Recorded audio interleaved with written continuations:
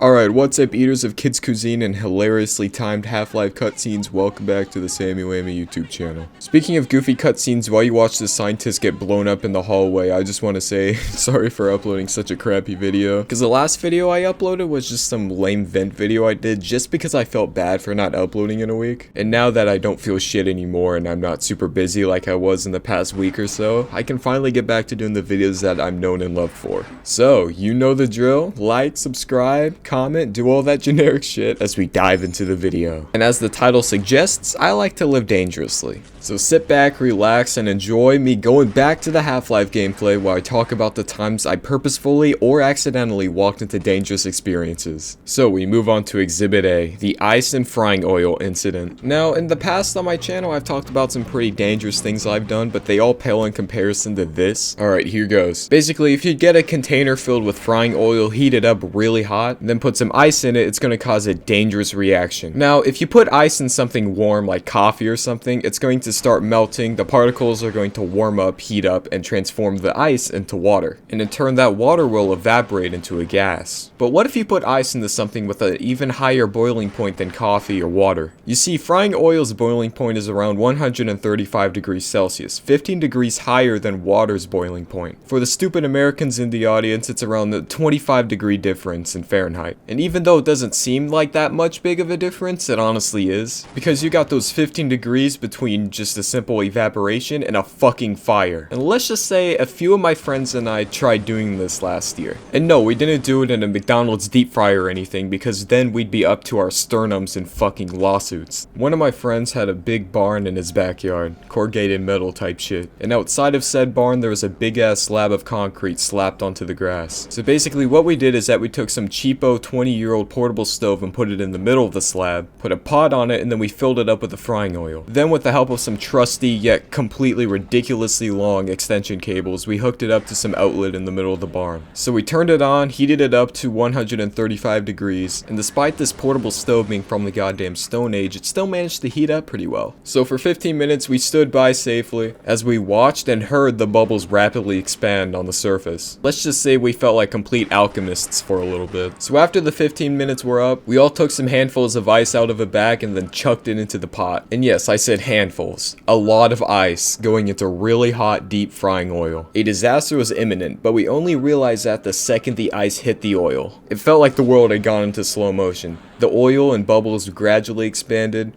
and then it happened. Holy shit, there's a fire over there, one of my friends exclaimed, and we watched as this chaotically insane inferno slowly caked the pot and the stove and everything in flame. Our bodies were caked in heat. Were we too close to the fire? Was the prehistoric portable stove not going to be able to be used anymore? Was Satan himself going to emerge through the flame and give us free one-way tickets to hell or Las Vegas, because they're the same thing? Was the barn safe? Was the concrete slab safe? All are valid questions, but I knew one thing was going through our heads at the time and nothing else. We had fucked up. Luckily, the guy's parents weren't home, or else we would have been in some seriously deep shit. At least punishment-wise, because we were in some real deep shit already. Because this fire was only getting bigger in a uniquely vivid combination of red, orange, and yellow. And it was hot. And we decided to do the only thing that most people would do when a fire is present.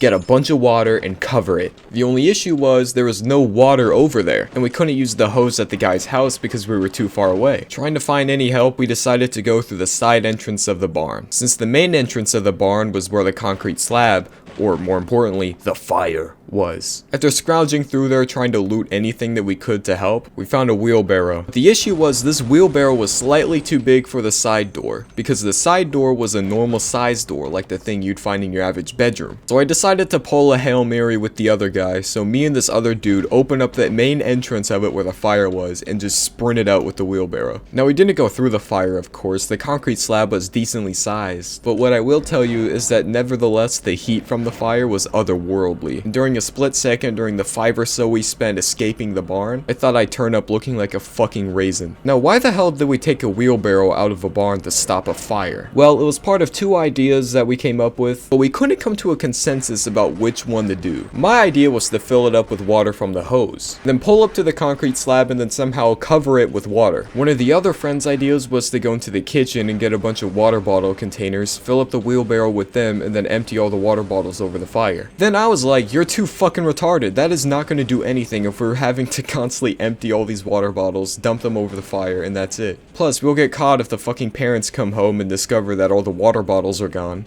Or we're gonna have to either go to the store, waste our money on a bunch of other water bottles and go. Or we can risk a tiny bit of a high change of the water bill, and then we can go back and forth filling up and emptying the wheelbarrow over the fire. But the main dude who lived in the house had the idea of getting a bunch of water guns and then doing my idea. We'd use the wheelbarrow as a fucking water source, and then we'd use the water guns constantly filling them up and shooting them over the fire. He had those big ass push powered water guns. Not exactly guns, they're just like these tubes that look like pool noodles that you'd push back and fill up. The dude with the water bottle idea said this was a bad idea. What are a bunch of water guns gonna do? So then the water gun guy comes up with the idea of getting a bunch of Tupperware containers from his kitchen. Then we just constantly dip the containers into the water in the wheelbarrow and then dump them over the fire. He stated that this would be slightly more efficient than using water guns. But if you don't remember what I said earlier, I said that we couldn't come up with a main idea. And arguing like this was wasting our time because while we were doing this, the fire was still growing bigger. So we just said fuck it and did all of our ideas at once. So I pulled the wheelbarrow up to the hose and started filling it up while the other dude went in, grabbed some water bottles, the other dude grabbed some Tupperware containers, and then also grabbed some water guns. After a while, like a really long time, because it takes a long time to fill up a wheelbarrow with water. During this time, the friend who lived in the house got impatient. He filled up the biggest Tupperware container he had with water from the sink. Since he knew the container would be heavy as fuck with all the water, he just threw a water gun in the top of it so he didn't have to waste any of our hands. Clutching the heavy ass container filled up with water, he hobbled his way over to where the fire was. And after running over there like a cartoon character, he plopped the thing down. Rapid fire filled up the water gun, shot them at the fire, and did the thing over and over again. After waiting for what seemed like a fucking entire hour,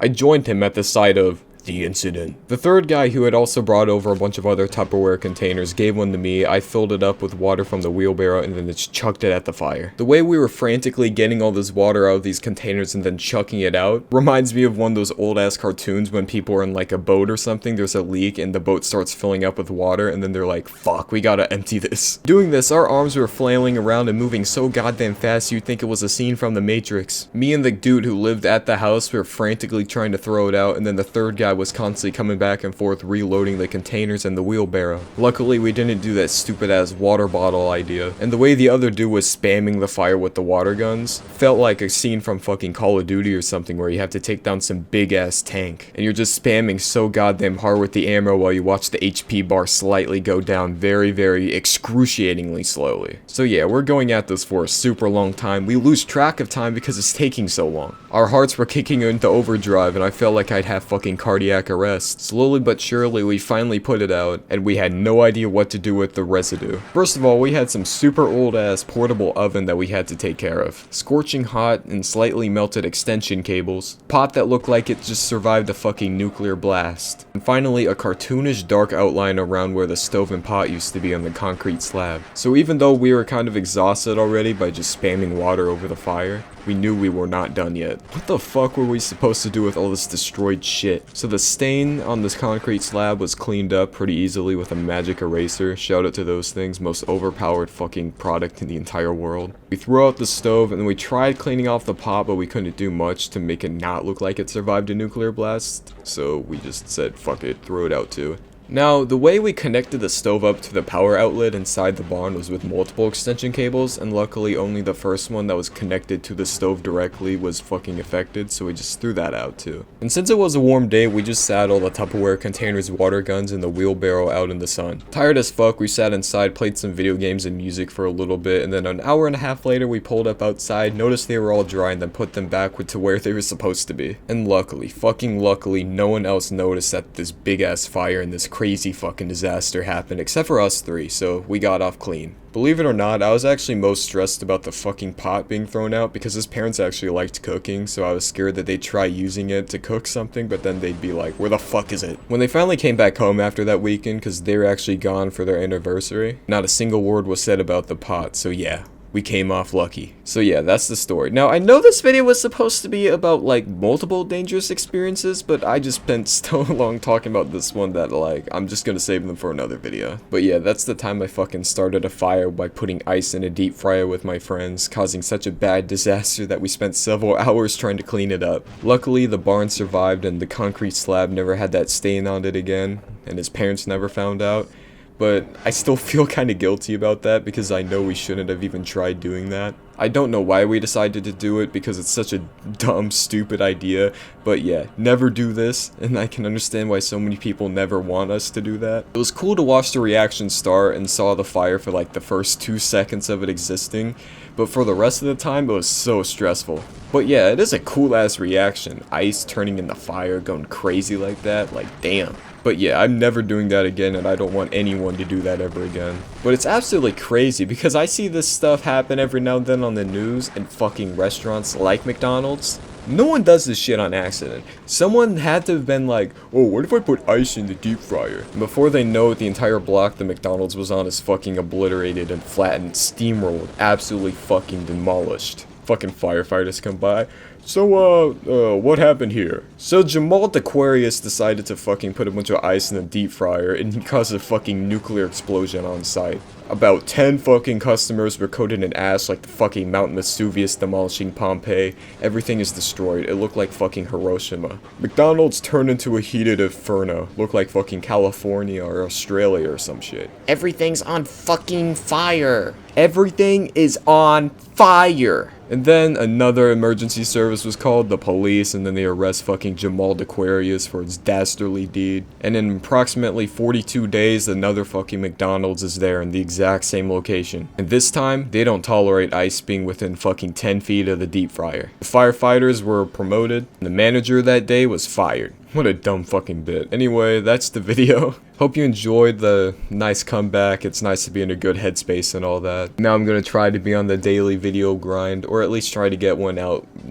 at least like more than once a week. I don't know if any of you guys are fans like that. Probably not, but yeah. I hope someone packed a fucking confetti cannon and is firing that everywhere as we speak. Some dudes fucking opened up his emote wheel and started orange justicing at that. Some dudes constantly crouching up and down like every Minecraft YouTuber in a Minecraft video intro. But anyway, I'm gonna shut the fuck up, stop wasting your time. I'm gonna try to get a video up tomorrow, but again, it might not happen. I'll try to get one up on Tuesday or something like that. I know I still do uni and I still have a job, so I don't have all the time in the world, but yeah, I'll try to get one out for you. But yeah, I'm gonna shut the fuck up. Hope you enjoyed the Half-Life gameplay, and as always, be sure to like, subscribe, comment, and do all that generic shit. Anyway, this has been Sammy Whammy. Peace.